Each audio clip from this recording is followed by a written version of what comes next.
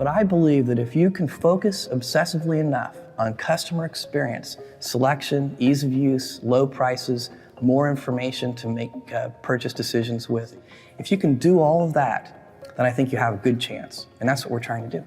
You're not really a pure internet company anymore either, are you? I mean, you've got millions of square feet now of real estate. You've got a huge and growing inventory of items that you keep in stock. We do whatever. And you've got thousands and thousands of employees now. Yeah, we have over 3,000 employees and over 4 million square feet of distribution center space. And those are things I'm very, very proud of.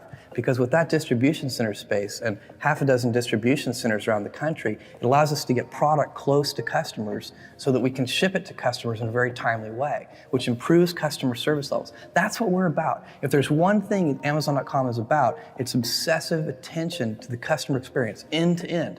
And that's what those distribution centers are. But you're not a pure internet play. It doesn't matter to me whether we're a pure internet play. What matters to me is do we provide the best customer service.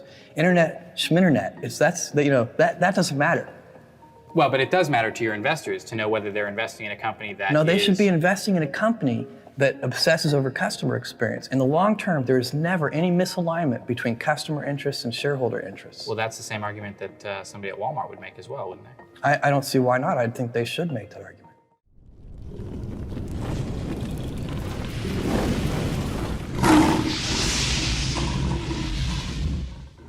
I own 16% of Amazon. Amazon's worth roughly $1 trillion.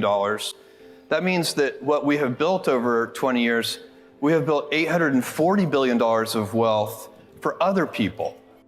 This is so important because the secret sauce of Amazon, where there are several principles at Amazon, but the number one thing that has made us successful by far is obsessive, compulsive focus on the customer as opposed to obsession over the competitor.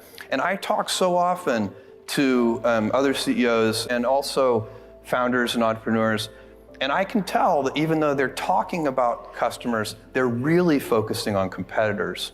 And it is a huge advantage to any company if you can stay focused on your customer instead of your competitor. So then you have to identify who is your customer.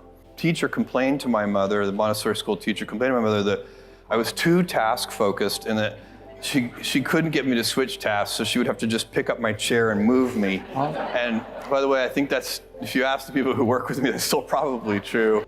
Everything I've ever done has started small. Amazon started with a couple of people, and Blue Origin started with 5 people. And the budget at Blue Origin was very, very small. Now the budget at Blue Origin approaches $1 billion a year. And next year it'll be more than $1 billion. And Amazon, it literally was 10 people. Today it's 500,000 people, but it's hard to remember for you guys, but for me it's like yesterday I was driving the packages to the post office myself and hoping one day we could afford a forklift. And so for me, I've seen small things get big, and it's part of this day one mentality. I like treating things as if they're small. You know, Amazon, even though it is a large company, I want it to have the heart and spirit of a small one. And so anyway, the day one foundation is going to be like that. We'll wander a little bit too. So we have some very specific ideas of what we want to do, but I believe in the power of wandering. All of my best decisions in business and in life have been made with heart, intuition, guts. So at the Washington Post, for example, is the customer the people who buy advertisements from us? No, the customer is the reader. And in the school, who are the customers? Is it the parents? Is it the teachers? No, it is the child. And that's what we're going to do. We're going to be obsessively, compulsively focused on the child. We're going to be scientific when we can be. Why did you buy the Washington Post? You had no background in that area. What convinced you to do that? Okay, first of all, I was not looking for a newspaper. I had no intention of buying a newspaper. I had never thought about the idea. It had never occurred to me. It was never something, it wasn't like a childhood dream, nothing. And my friend, Don Graham, who at that time I had known 15 years, I know him 20 years now, he approached me through an intermediary and wanted to know if I would be interested in buying the Washington Post. And I sent back word that I would not because I didn't really know anything about newspapers. And Don, over a series of conversations, convinced me that that was unimportant because we had, inside the Washington Post, we have so much talent that understands newspapers. That wasn't what the problem was. What they needed was somebody who had an understanding of the internet.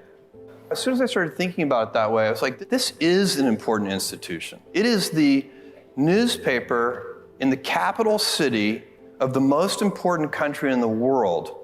The Washington Post has an incredibly important role to play. There's one gift that the internet brings newspapers, and that is free global distribution. So we had to take advantage of that gift, and that was the basic strategy. We had to switch from a business model where we made a lot of money per reader with a relatively small number of readers to a tiny bit of money per reader on a very large number of readers. It's working, and I'm so proud of that team. And I know for a fact when I'm 80, or let's say, I always project myself forward to age 80, but as I get older, I'm starting to do 90. So I know that when I'm 90, it's going to be one of the things I'm most proud of is that I took on the Washington Post and helped them through a very rough transition. Don, I asked him how much he wanted. He said $250. I said, fine. I didn't negotiate with him, and I did no due diligence. And I wouldn't need to with Don. He told me— I have something I'd like to sell.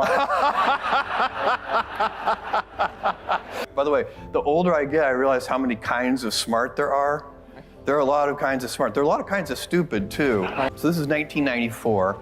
Nobody has heard of the internet. Very, very few people. And I came across the fact that the web, World Wide Web, was growing at something like 2,300% a year. And I was packing boxes on my hands and knees. In the first month, I was packing boxes on my hands and knees on the hard cement floors. And with somebody else standing next to me, kneeling next to me, we're packing. And I said, you know what we need? Knee pads. This is killing my knees. And this guy packing alongside me said, we need packing tables. And I was like, oh, that's the most brilliant idea I've ever heard. And the next day I went and bought packing tables, and it like doubled our productivity. And so that's what I did. I hired a small team, and we built the software. I moved to Seattle. I want to have minimized the number of regrets that I have in my life. And most of our regrets are acts of omission. They're things we didn't try. It's the path untraveled. We completely reinvented the way that companies buy computation. Then a business miracle happened. This never happens. This is like the greatest piece of business luck in the history of business so far as I know. We faced no like-minded competition for 7 years. It's unbelievable.